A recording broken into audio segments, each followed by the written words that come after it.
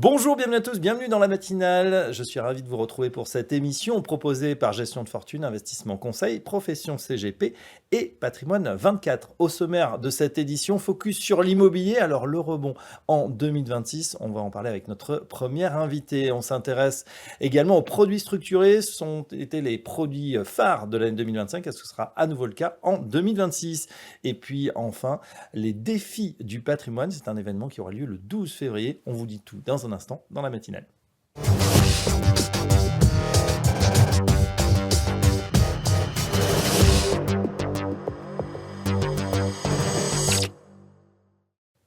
Et tout de suite, dans la matinale, on s'intéresse aux investissements dans l'immobilier avec un spécialiste. On est en compagnie de Gérald Proutot. Bonjour Gérald. Bonjour Fabrice. Vous êtes directeur général en charge du développement chez Pierre Premier Gestion. Alors on va voir comment se passe la situation. On a des infos du côté capitalistique. Mais tout d'abord, j'ai envie de revenir sur cette année 2025 qui a été plutôt favorable, hein, en tout cas pour les investissements en immobilier. Comment ça s'est passé pour vous ? Alors effectivement Fabrice, une reprise 2025 avec des flux échangés, en tout cas en ce qui nous concerne, plus élevés qu'en 2024. Oui. Des investisseurs qui reviennent également en termes de collecte, là cette fois-ci. Et puis des résultats en termes de performance pour l'année 2025 qui sont en phase en fait, avec nos objectifs et avec les objectifs de performance des fonds. Donc tout va bien de notre côté. Alors on peut en dire un mot sur la collecte et les rendements ? Alors, une collecte qui est toujours chez nous en adéquation avec le pipeline d'acquisition. Et puis, côté, je dirais, investissement, c'est une petite cinquantaine de millions d'investissements seulement en 2025, mais on va dire une reprise crescendo au fur et à mesure des mois et des trimestres. Ouais, vous nous aviez signalé justement cette reprise progressive côté actualité, justement, et des investissements. On se souvient de votre partenariat avec Burger King. Et là, vous venez de signer un nouveau partenariat avec Players. On est dans le sport. De quoi s'agit-il exactement, Gérald ? Alors, Players, en fait, c'est un groupe leader et pionnier de l'activité de paddle en France, donc ce sport de raquette qui se pratique à 4, en indoor ou en outdoor. Ouais, qui se développe très fort. Hein. Qui se développe effectivement très fort dans l'Hexagone et puis également en Europe, puisque ce groupe en fait a également des velléités de développement en Allemagne. Donc le partenariat consiste à les accompagner dans les acquisitions et les financements des fonciers, mais également dans la conception des projets et la construction des bâtiments pour avoir des locaux d'activité à destination de ce sport, entre autres. Si on matérialise pour ceux qui ne jouent pas ou ne jouent pas encore au paddle, hein, on sait qu'il y a beaucoup de tennismen ou ex-tennismen qui s'y mettent, c'est finalement des grandes boîtes, c'est ça, et il faut que ce soit assez haut parce que, pour la balle, mais ça n'a pas l'air très compliqué comme structure. Qu'est-ce que vous faites en termes d'accompagnement, justement ? Alors en termes d'accompagnement, nous ce qui nous intéresse, puisque on ne sait pas si ça sera un effet de mode ou si ça sera une activité totalement pérenne au cours des prochaines années. Donc en fait, nous allons travailler en fait la structure du bâtiment. Alors vous avez parlé de la hauteur, assez justement puisqu'il faut une grande hauteur sous plafond. Oui. Et nous allons travailler les caractéristiques du bâtiment, notamment ce qu'on appelle l'épaisseur de la dalle, de façon à pouvoir avoir une réversibilité de l'actif pour le retransformer dans des locaux d'activité, pour faire par exemple du stockage du dernier kilomètre, le cas échéant, si effectivement l'activité ne fonctionnait pas dans la durée. Ouais, en tout cas, pour l'instant, c'est pas d'actualité puisque ça marche, on le disait, très fort. Actualité toujours cette fois capitalistique. On venait de créer un projet industriel avec Groupe Premium qui détient désormais 50% de PPG plus une voix, Pierre Premier Gestion. Pourquoi ce choix et qu'est-ce que vous en attendez de ce partenariat industriel ? Alors vous l'avez dit, c'est un partenariat industriel. Le groupe Premium en fait s'est rapproché de nous pour construire en fait des solutions immobilières à destination de l'ensemble de leur réseau, qui va d'un réseau de clientèle patrimoniale à un réseau de clientèle beaucoup plus type family office. Et donc nous allons co-construire ensemble des solutions immobilières à destination de l'ensemble de leur réseau. Et nous allons bien entendu continuer de proposer des solutions à nos partenaires existants et à leurs clients, toujours dans la continuité. Donc, une nouvelle équipe qui est en train de se constituer, notamment pour lancer un projet de SCPI dont on viendra reparler, bien entendu, dans les prochaines semaines. Avec grand plaisir. Allez, on termine sur les perspectives 2026. Quel est l'état du marché immobilier ? Comment vous voyez cette année, Gérard ? Alors, ça va être probablement une année dans la continuité de 2025, puisqu'on voit qu'il y a un certain nombre de classes d'actifs qui repartent, même si, notamment sur le marché hexagonal, on voit que le bureau en première et deuxième couronne parisienne continue de souffrir, hein, les volumes de transactions ont chuté. Donc, pour notre part, en fait, ça va être de continuer d'être opportuniste, notamment sur des classes d'actifs comme le bureau, mais nous allons mettre l'accent surtout sur la partie locaux d'activité. Alors j'ai parlé des locaux d'activité à destination du sport loisir, bien entendu. Oui. Et puis également, on va se tourner un peu plus vers le marché dit de la logistique, dont on voit qu'aujourd'hui, plus concrètement, il devient très difficile de développer des nouveaux projets, un certain nombre de lois qui sont devenues contraignantes. Donc on va aller regarder des bâtiments qui sont, je dirais, un petit peu dans leur jus, mais dans lesquels on pourrait avoir des projets d'asset management. Donc ça sera partie des thématiques. Et puis bien entendu, on va continuer aussi sur la thématique de l'alimentaire, de l'alimentation et la restauration, qui sont maintenant pour nous je dirais presque des savoir-faire depuis une dizaine d'années, depuis que la société de gestion a été créée, et sur lesquels nous avons une certaine aisance sur l'investissement. Et ben voilà, on en sait un peu plus sur les atouts et puis les actualités et les projets de Pierre Premier Gestion dans l'alimentaire, mais aussi dans le sport pour ses locaux d'activité. Merci Gérard Proto. Merci, Je rappelle que Fabrice. vous êtes donc directeur général de PPG et à très bientôt dans la matinale.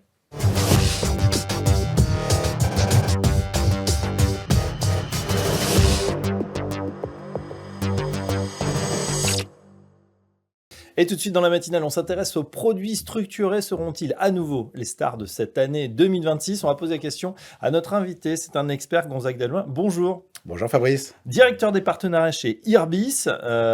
Gonzague, je le disais, produit star. Pourquoi? Parce que on a vraiment eu le sentiment qu'entre le private equity et les produits structurés, en fait, on parlait que de ça pour cette année 2025. Alors, les chiffres sont spectaculaires. Une année exceptionnelle au niveau des investissements. 60 milliards d'euros investis sur cette année. Bien sûr, vous en avez profité. Retour sur cette année 2025 qui a été très bonne également pour Irbis.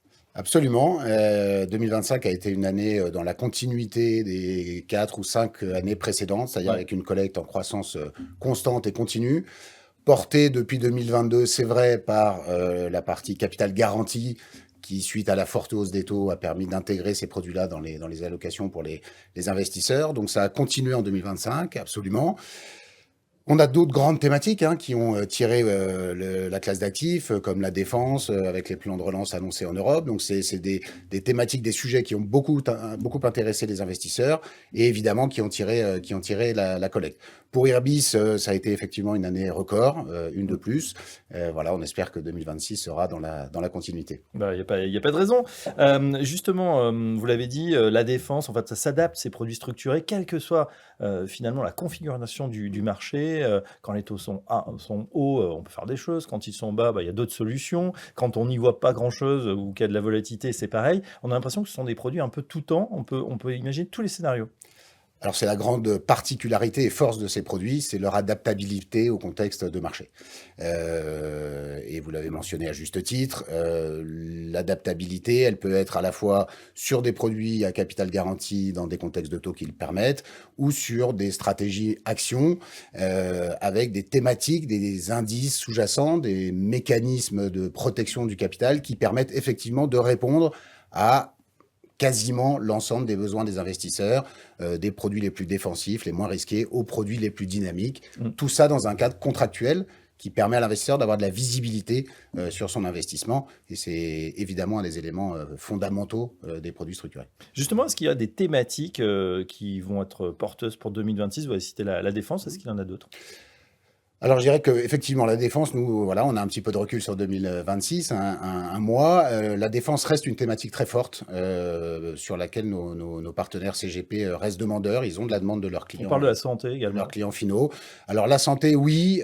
Pour la partie produits structurés, on a plusieurs éléments qui permettent d'optimiser la construction et les couples rendement-risque des produits.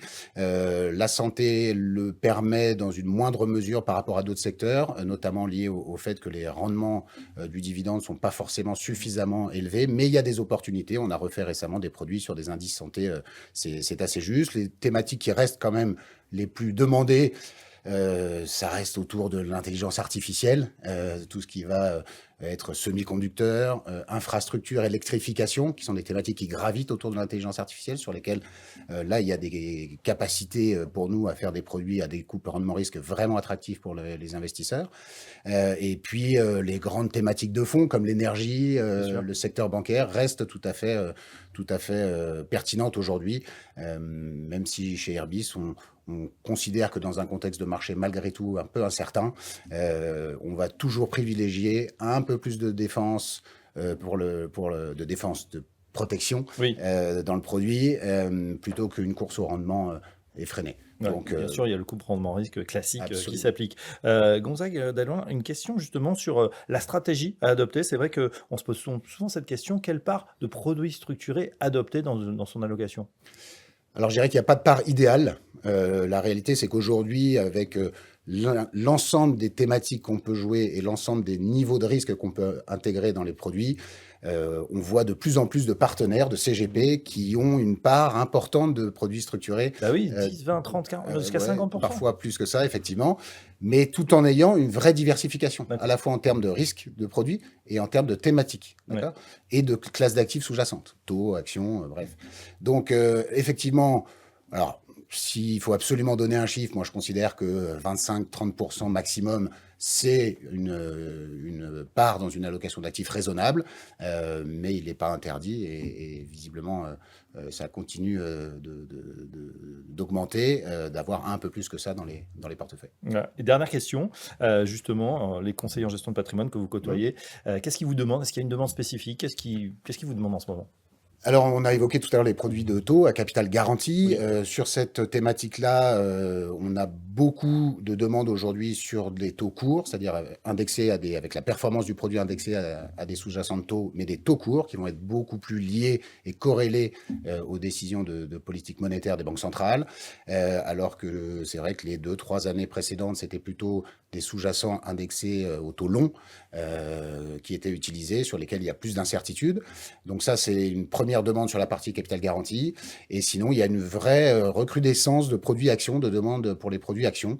Mais encore une fois, avec des thématiques précises et des couples rendement-risque ajustés. Et quand je dis ajustés, ça sous-entend peut-être moins de rendement, mais plus de protection, plus de mécanismes à l'avantage de l'investisseur. Ah bah voilà, on en sait un petit peu plus sur ces produits structurés version 2026 qui vont sans doute à nouveau faire carton plein cette année. Merci Gonzague Dalloin. Je rappelle que vous êtes directeur des partenariats chez Airbus. À très bientôt dans la matinale. Merci Fabrice.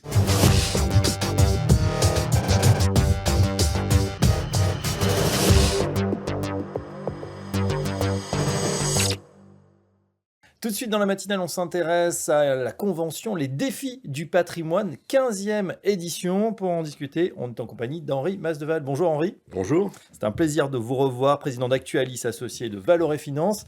Et vous allez nous parler de cet événement, hein, je le disais, 15e édition déjà, des Défis du patrimoine. Ça se passe le 12 février 2026 au Washington Plaza. C'est 29 rue de Berry à Paris. Cet événement, il dure année après année. J'en suis très heureux. Parce que le groupement Actualis a créé cet événement et maintenant, ça fait 15 ans qu'il est là. Il est attendu par un nombre important de CGP et voire d'autres professions qui aiment bien venir à cet événement parce que il est organisé de façon à apporter des réponses à différentes interrogations du moment. Oui, justement, alors là, vous avez placé cette année 2026, l'année des défis. Et c'est vrai que quand on voit entre les défis économiques, les défis géopolitiques, l'émergence de l'intelligence artificielle, bien sûr, qui interroge non seulement la profession, mais est-ce que ça peut jouer sur les marchés, c'est vrai que c'est une véritable année de défis, à nouveau. Le sujet, je dirais le générique plutôt, il est tout à fait d'actualité. En effet, on vit un monde de défis, tant sur le plan économique, financier, géopolitique. Donc, ça nous a interpellés et on s'est dit, 2026, c'est vraiment l'année des défis.